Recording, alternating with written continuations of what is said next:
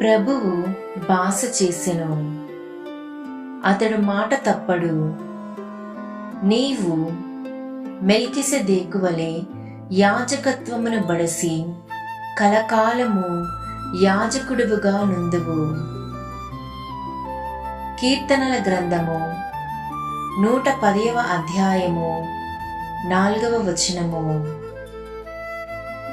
మనము కళ్ళు మూసుకొని ఈ దీవెనకరమైన దేవుని వాక్యమును మన జీవితానికి అన్వయించుకుంటూ ఈ వాక్యమును ఉచ్చరించుదాం.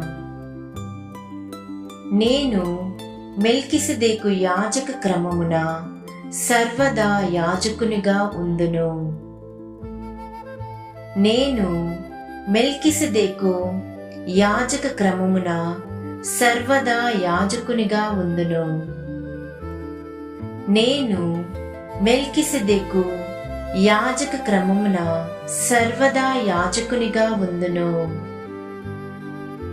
నేను మెల్కిసెదెకు యాజక క్రమమున సర్వదా యాజకునిగా ఉందును. నేను మెల్కిసెదెకు యాజక క్రమమున సర్వదా యాజకునిగా ఉందును. నేను మెల్కిసెదెకు యాజక క్రమమున సర్వదా యాజకునిగా ఉందును. నేను మెల్కిసెదెకు యాజక క్రమమున సర్వదా యాజకునిగా ఉందును. నేను మెల్కిసెదెకు యాజక క్రమమున సర్వదా యాజకునిగా ఉందును. నేను మెల్కిసెదెకు యాజక క్రమమున సర్వదా యాజకునిగా ఉందును.